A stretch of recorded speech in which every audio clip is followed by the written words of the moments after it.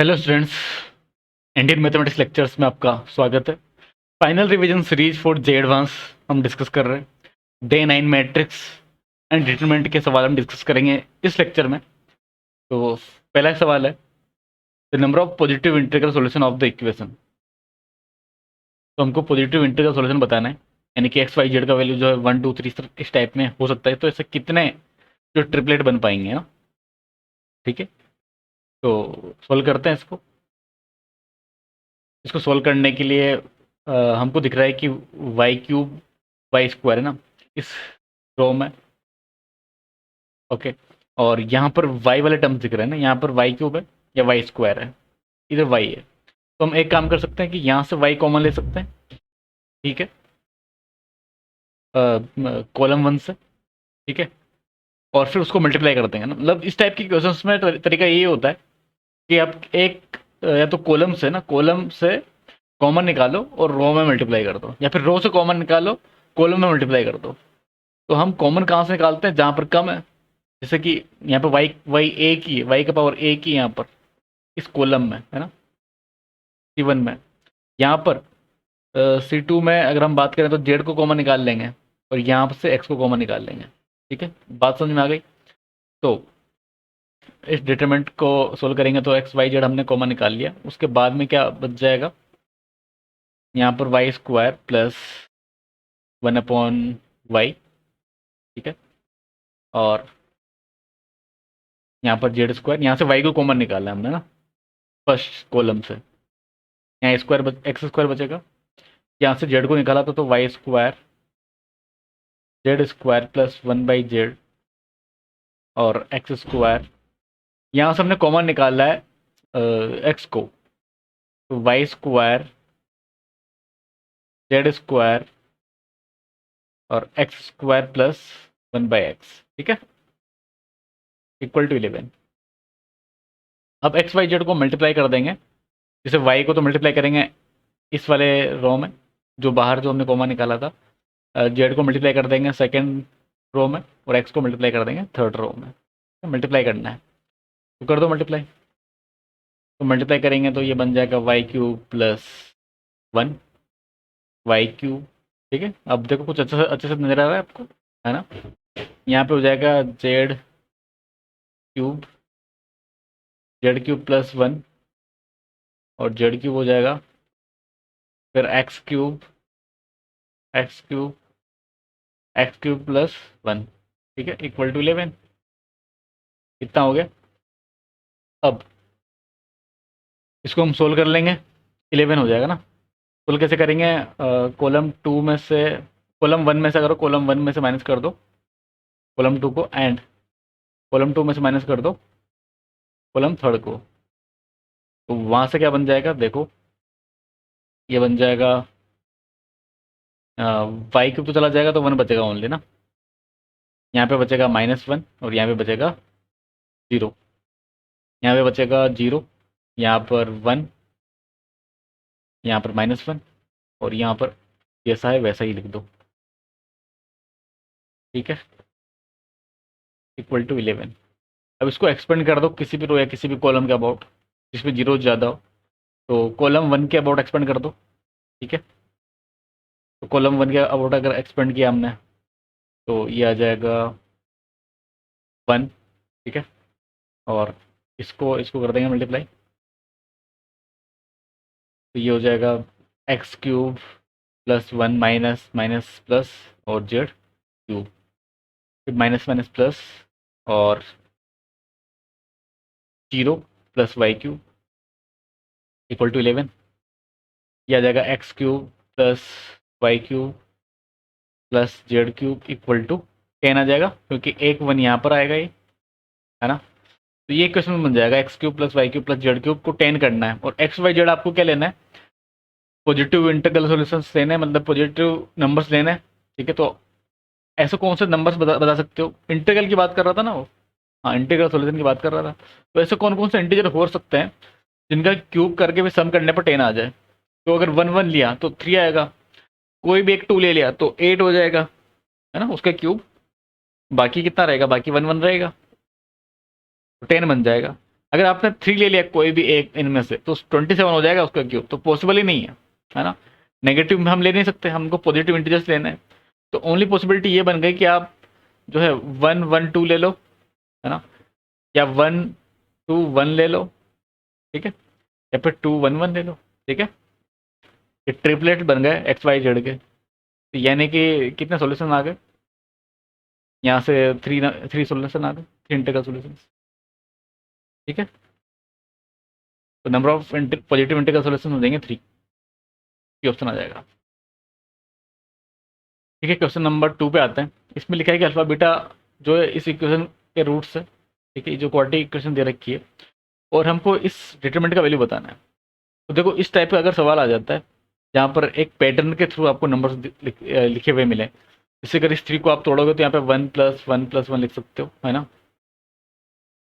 तो आपका दिमाग काम करना चाहिए इस तरीके से कि दो डिटरमिनेंट को मल्टीप्लाई करके लिख दिया गया है, ठीक है। तो इसको तोड़ना है दो डिटरमिनेंट में, ठीक है। तो वो कैसे तोड़ा जाएगा देखना, मतलब मल्टीप्लाई करना है दोनों डिटरमिनेंट को। तो पहले तो 3 है, यानी कि 1 + 1 बनाना है, तो यहाँ पे 1 लिख सकते हैं। हम रो बाई रो मल्टीप्लाई करते हैं ना, रो बाई रो, ठीक है, रो बाई रो, ठीक है। तो यहाँ 1 आ जाना चाहिए, फिर यहाँ अगर 1 है, यहाँ 1 है, तो यहाँ 1 1 हो जाना चाहिए। तो पहला एलिमेंट आ जाएगा, 3 आ गया, 3 बन गया ऐसे। अब 1 अल्फा बीटा बनाना है हमको ना, सेकेंड एलिमेंट चाहिए। तो रो तो ये रहेगा, ठीक है। यहाँ पर सेकेंड रो में हमको एलिमेंट लिखने ताकि ये बन जाए, है ना, 1 अल्फा बीटा, ये बनाना हमको। तो पहले तो 1 लिख दो यहाँ पर, इस 1 को इस 1 से मल्टीप्लाई कर लेंगे तो 1 आ जाएगा। फिर इस 1 को अल्फा से मल्टीप्लाई कर लेंगे तो अल्फा आ जाएगा, और इस 1 को बीटा से मल्टीप्लाई कर लेंगे तो 1 + अल्फा + बीटा बन जाएगा। सिमिलरली अगर हमको थर्ड एलिमेंट बनाना है फर्स्ट रो का, तो 1 अल्फा स्क्वायर बीटा स्क्वायर कर दोगे, ठीक है। 1 अल्फा बीटा बनाना है, अब यहाँ पर ध्यान से देखना, तो यहाँ पर सेकंड रो उसके अकॉर्डिंग लिखेंगे हम, ठीक है। तो इससे मल्टीप्लाई करेंगे 1 1 1 से, तो यहाँ पर 1 अल्फा बीटा लिखना पड़ेगा। फिर automatically 1 alpha square beta square बन गया, 1 अल्फा क्यूब बीटा क्यूब बन जाएगा ना, बन जाएगा।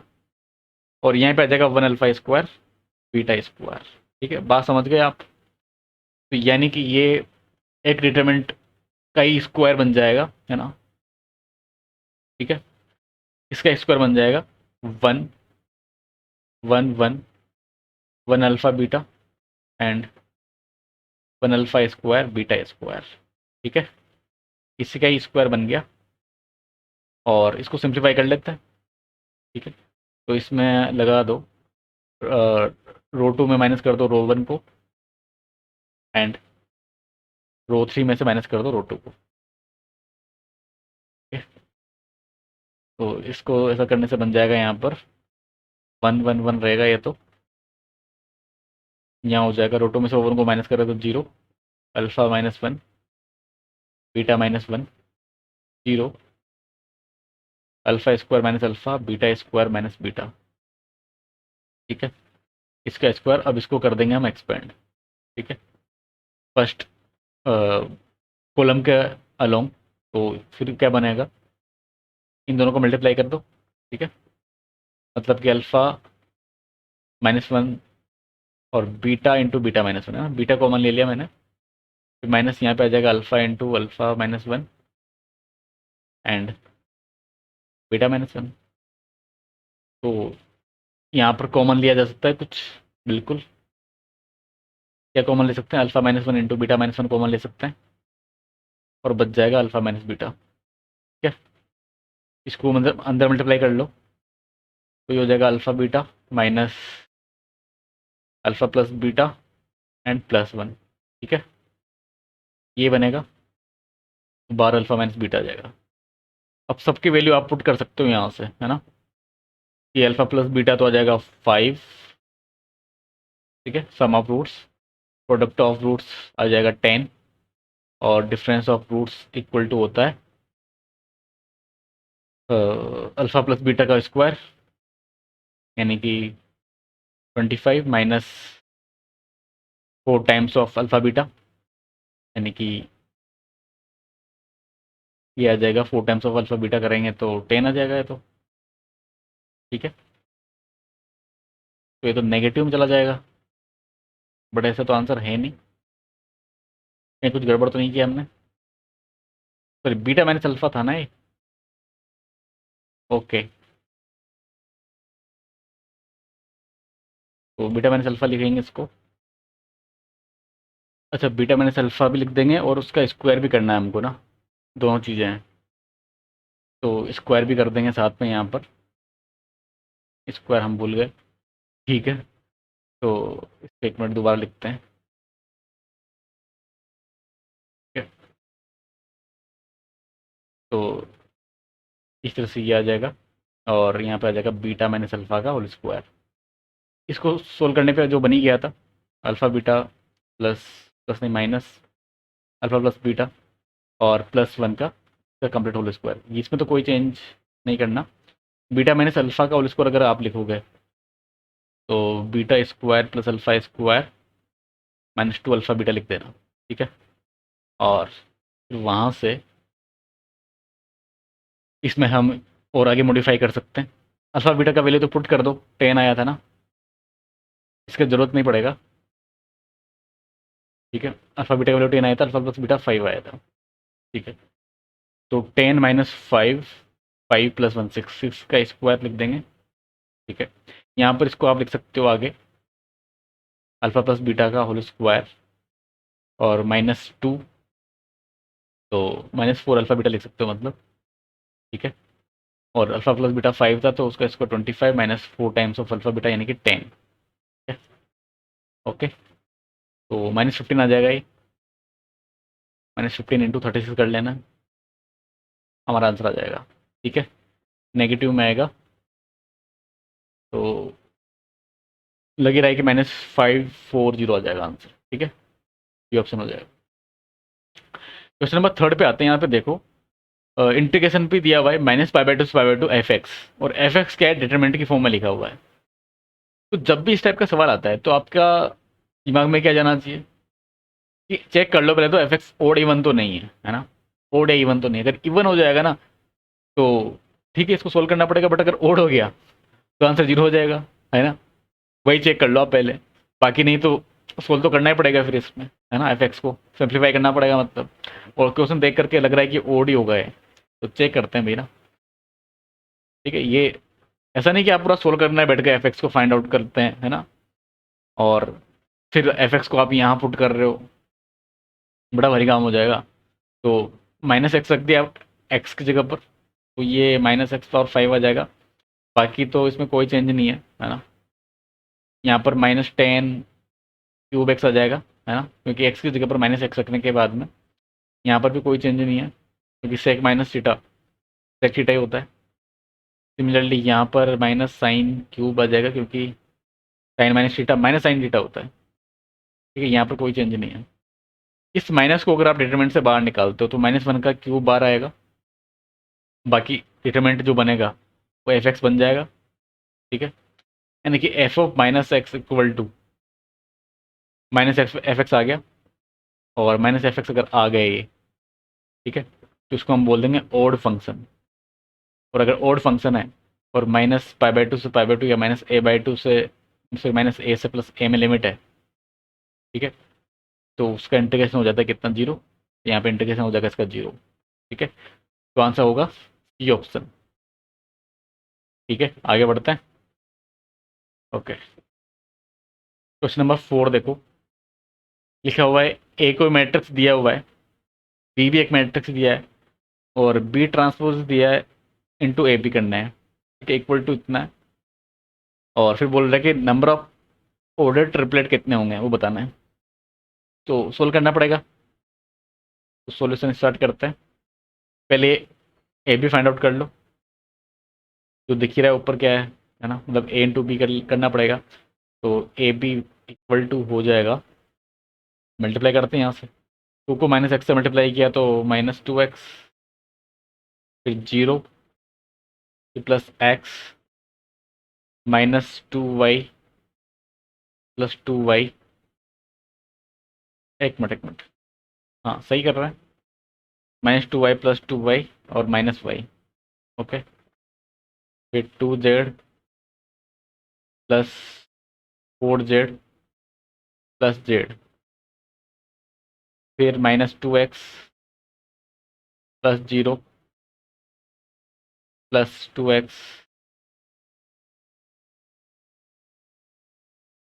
-2y प्लस 5y -2y,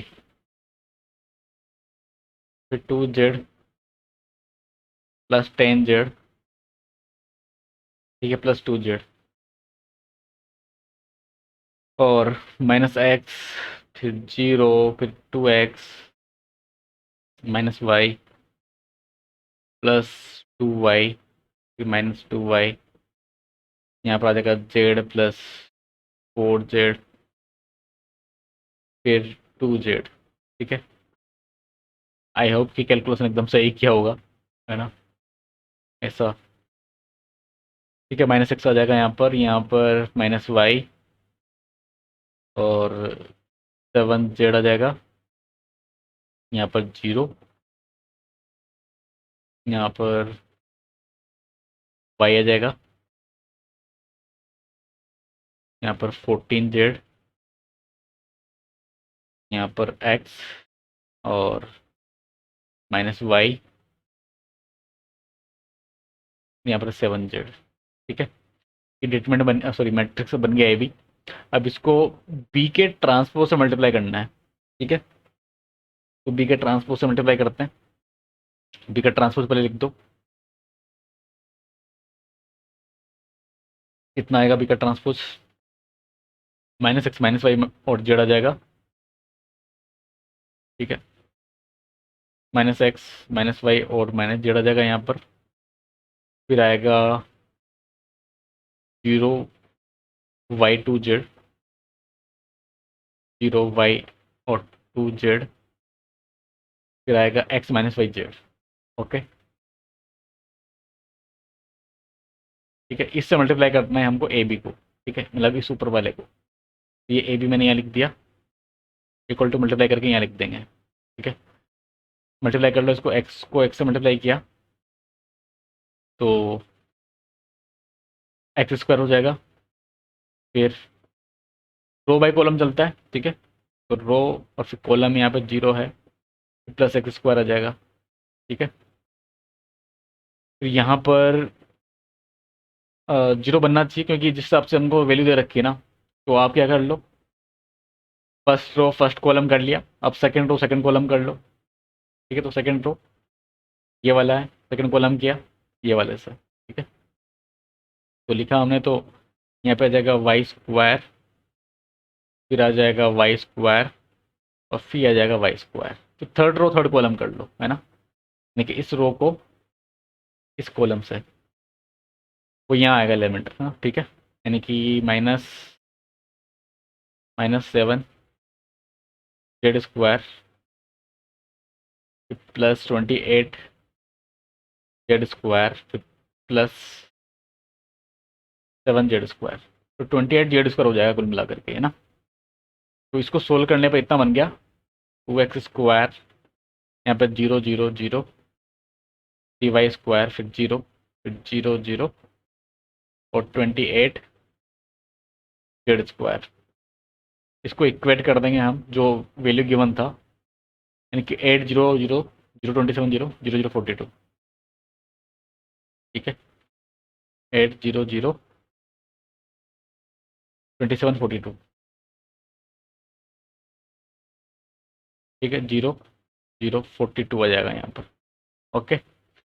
अब यहाँ पर कंपेयर अगर करते हैं हम, तो x का वैल्यू आ जाएगा +-2, है ना, क्योंकि x² 4 आएगा। सिमिलरली y² 9 आएगा, तो y = +-3 आ जाएगा, और z² जो है वो आ जाएगा हमारे पास, 1 मिनट, 42 है ना ये, कहीं कुछ कैलकुलेशन में हमने गड़बड़ किया है क्या, बिकॉज जो हमारा आंसर आ रहा है के अकॉर्डिंग कुछ गड़बड़ लग रहा है हमको, ठीक है। कोई बात नहीं, ठीक है, मतलब z² = 42/28, तो जेड का वैल्यू कितना आ जाएगा, प्लस माइनस 3/√3/2। ठीक है, ठीक है। तो ट्रिपलेट कितने हो गए इसके, ट्रिपलेट हो जाएंगे यहाँ पर 2 × 2 × 2 × 2 यानी कि 2 पावर 3, 8 हो जाएंगे ट्रिपलेट्स। ठीक है, तो एक्स की दो वैल्यू पॉसिबल है, वाई की भी दो वैल्यू पॉसिबल है, और जेड की भी दो वैल्यूज पॉसिबल है। तो सबको मल्टीप्लाई कर दिया तो 8 आंसर हो जाएगा। ठीक है, तो इसका आंसर आ जाएगा सी ऑप्शन। ओके, अच्छा एक्स वाई जेड उसने रियल नंबर ही बोला है तो कोई दिक्कत नहीं है ना, हमारा आंसर सही है। क्वेश्चन नंबर फिफ्थ पे आते हैं। यहाँ लिखा हुआ है कि कंसिडर इसको symmetric matrix a b b minus b c. ठीक है, और a b c are selected from the set. ठीक है, ये सेट दे रखा है जिसमें 0 से लेकर के 9 तक इंटीजर्स लिखे हुए हैं। तो कौन सा ऑप्शन सही होगा, which of the following is correct, कौन सा सही होगा। तो number of possible matrix A कितना है, 10 बोला है। तो पहली बात तो अगर इसको सिमेट्रिक है तो डायगोनल एलिमेंट 0 होंगे ही होंगे। ठीक है, तो यहाँ पर ए इक्वल टू सी तो 0 हो गया, कंफर्म है कि 0 फिक्स हो गया है। तो अब पॉसिबल मैट्रिक्स की बात किया है ना, possible matrix, possible matrix A part के लिए तो कितने हो सकते हैं हमारे पास। भाई बी का वैल्यू बच गया अब तो ओनली ना, अब तो कितना बचा भाई, 0, बी माइनस बी और सी। तो बी कितना ले सकते हो आप, बी आप कुछ भी ले लो 0 से लेकर के 9 तक, 1 2 कुछ भी ले लो। तो आपके पास 10 चॉइस है ना। ठीक है, तो 10 चॉइसेस है तो 10 नंबर ऑफ पॉसिबल मैट्रिक्स कितने हो गए, 10 हो गए। फिर बी में से बोला कि number of invertible matrix, invertible मतलब जिसका इन्वर्स पॉसिबल हो, और वो तभी होता है जब डिटरमिनेंट 0 नहीं होता है ना। तो सॉरी बी पार्ट सोल्व करना है, और 0 माइनस बी सी। ठीक है, इसका डिटरमिनेंट लिखते हैं अगर हम, तो डिटरमिनेंट ऐसा करके डिटरमिनेंट लिख दो। यहाँ पे 0 था है ना, ए और सी दोनों 0 हो जाएंगे। तो 0 minus minus plus b square. ठीक है, इसको 0 नहीं करना, यानी कि बी 0 नहीं होना चाहिए। बी आप कुछ भी ले लो, 1 2 3 कुछ भी ले लो, बट 0 मत लेना। ठीक है, तो बी बिलोंग करेगा इन सबको, यानी कि इन्वर्टिबल मैट्रिक्स कितने आ गए, 9 आ गए। ठीक है, क्योंकि 0 से जो उसका डिटरमिनेंट 0 आ रहा था। सी पार्ट पे आते हैं, इसने बोला है कि determinant of A is divisible by 3, the number of possible matrices is 4। क्या सही है क्या ये, ए भी तो सही हो गए ना। तो सी पार्ट की बात करते हैं, डिविजिबल बाई 3 बताना है। ठीक है, तो कितने मैट्रिक्स पॉसिबल है। तो डिटरमिनेंट ऑफ ए का वैल्यू हमारे पास बी स्क्वायर के बराबर आया था। अब फिर 3 से डिवाइड कब कब हो सकता है, जब बी 0 हो जाए, जब बी 3 हो जाए, है ना। क्योंकि 1 और 2 के लिए तो होगा नहीं 3 से डिवाइड। बी अगर 6 हो गया तब भी हो जाएगा, और बी 9 हो जाए, इसके अलावा और तो कोई पॉसिबिलिटी नहीं है। तो 4 मैट्रिक्स पॉसिबल है इस टाइप में, जब उसका डिटरमिनेंट 3 से डिवाइड होगा। तो number of possible matrices are 4। सही है। If b equal to 1 then a plus i equal to 2। जब बी इक्वल टू 1 किया तो 0 1 -1 सी हो जाएगा कितना, 0। ठीक है, ये तो हो गया ए। फिर आई यानी कि 1 0 0 1, इन दोनों को अगर सम किया तो ए प्लस आई बनेगा, क्योंकि 1 1 -1 और 1 आ जाएगा। ठीक है, और इसका अगर डिटरमिनेंट फाइंड आउट किया हमने ए प्लस आई का, इसका डिटरमिनेंट, ठीक है, डिटरमिनेंट ले लेंगे। तो डिटरमिनेंट लेने पर, एक मिनट डिटरमिनेंट लिख देता हूँ डायरेक्ट। तो ये हो जाएगा इस टाइप में, तो 1 + 1 यानी कि 2 आ जाएगा। तो यानी कि डी ऑप्शन भी सही है, एकदम सही है। ठीक है, आगे बात समझ में। तो 4 ऑप्शन सही है इसके, a b c d. Okay, 6 question पे आते हैं, ये लास्ट सवाल है इस लेक्चर का। पार्ट 2 में हम फिर और क्वेश्चन डिस्कस करेंगे, पैराग्राफ और मैच्ड कॉलम वाले, इंटीजर वाले। ठीक है, A B are two square matrix such that A square B equal to B A, ये हमको एक कंडीशन गिवन है, और बोला है कि a b power 10 equal to a raise to k b raise to 10। तो के का वैल्यू पूछ रहा है। ठीक है, तो इसका हमको यूज करना है इस गिवन कंडीशन का। ठीक है, जो डेटा हमको गिवन है ए बी पावर 10 है, तो हम एक पैटर्न के थ्रू इसको सोल्व करते हैं। मतलब पहले हम ए बी का स्क्वायर निकालते हैं, जो कि हो जाएगा a b into a b, है ना। और इस a b into a b में से हमने बी ए को एक साथ लिख दिया। ठीक है, ऐसा क्यों किया, क्योंकि बी ए हमको गिवन था ए स्क्वायर बी। ठीक है, तो ये हो जाएगा ए स्क्वायर बी इंटू बी। ठीक है, बी ए का वैल्यू ए स्क्वायर बी हो गया, और ये बी जो है ऑलरेडी गिवन था। इसको हम लिख सकते हैं ए क्यूब बी स्क्वायर। ठीक है, ये किसका वैल्यू आया, ए बी स्क्वायर का। ठीक है, अब ए बी क्यूब का अगर वैल्यू निकालते हैं, ठीक है, तो उसको आप ऐसे लिख सकते हो कि a b square into a b, है ना, लिख सकते हैं ऐसा। ए बी स्क्वायर का वैल्यू ऑलरेडी हमने निकाल लिया है, ए क्यूब बी स्क्वायर, और ठीक है, और ए बी जो ऑलरेडी हमको गिवन था। ठीक है, यहाँ पर ए क्यूब हमको बी ए का यूज करना है ना, इस बी ए का यूज करना है, और बी ए का यूज करने के लिए इसको बी, ये बी ए लिख दिया मैंने, है ना, पीछे बी लिखा हुआ है। इस बी ए को आप लिख सकते हो कितना, ए स्क्वायर बी, और ये बी आ जाएगा। अभी फिर से बी ए बन जाएगा, क्योंकि यहाँ से है ना, यहाँ से एक ए का निकालें तो ये बी ए बन जाएगा, और एक ए रहेगा ऑलरेडी, और पीछे बी स्क्वायर है। ठीक है, और बी ए को फिर से आप ए स्क्वायर बी लिख लोगे, तो ए स्क्वायर बी लिखा, और ए लिखा हुआ है, और ये बी स्क्वायर, फिर से बी ए बन गया, तो इसको फिर से आप ए स्क्वायर बी लिख सकते हो। ठीक है, बात समझ में आ रही है। इस बी ए को हमने ए स्क्वायर बी लिख दिया, है ना, ये वाला। तो ए 7 बन गया यहाँ पर, और बी क्यूब बन गया, बी क्यूब बन जाएगा। ये क्या आया था, ए बी का होल क्यूब। ठीक है, तो अब पैटर्न थोड़ा आप देख लो, यहाँ से पता चल जाएगा कि पैटर्न क्या आ रहा है। ठीक है, और ए बी स्क्वायर आया था हमारे पास A cube B square, A B का स्क्वायर आया था ए क्यूब और बी स्क्वायर। तो पैटर्न अगर ये बना हमारा, जो बी का पावर है वो तो जैसा है वैसा ही रहता है ना, मतलब बी क्यूब है तो यहाँ पर भी बी क्यूब है ना, मतलब जितना ए बी का होल क्यूब होता है उतना बी का भी क्यूब, बी का भी मतलब पावर हो जाता है। ए बी का जितना पावर होता है उतना बी का भी पावर हो जाता है। तो अगर यहाँ पर ए बी पावर में अगर आप लिखोगे एन, ठीक है, तो बी में भी पावर एन आ जाएगा, बट ए में पावर क्या रहेगा, ठीक है, वो देखते हैं यहाँ पर।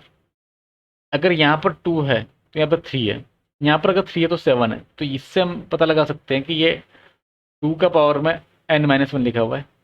ठीक है ना, तो ये 3 क्या चीज़ है, 2 का स्क्वायर -1।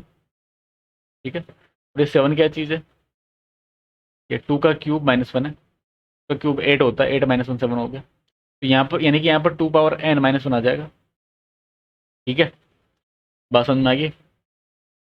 तो हमसे जो पूछ रहा था ए बी पावर 10, उसको आप निकाल सकते हो। कैसे, ए इक्वल हो जाएगा ए पावर में 2 10-1, ठीक है, और बी पावर 10, यानी कि इससे आप बोल सकते हो ए का वैल्यू के इक्वल टू 2 पावर 10-1। ओके, ये हमारा आंसर है। आगे बात सुनना, के इक्वल टू हो जाएगा 2 पावर 10-1, यानी कि बी ऑप्शन सही है। तो इस तरीके से हमने इस क्वेश्चन को सोल्व किया, और आई होप कि आपको जो भी हमने क्वेश्चन डिस्कस किए काफ़ी समझ में आए होंगे, और इस लेक्चर को भी हम यहीं समाप्त करेंगे। बट पार्ट 2 आएगा इसका डे 9 का, मैट्रिक्स एंड डिटरमिनेंट पर। तो उसमें हम पैराग्राफ और मैच्ड कॉलम वाले और इंटीजर टाइप वाले सवाल डिस्कस करेंगे। ठीक है, तो मिलते हैं फिर नेक्स्ट लेक्चर में।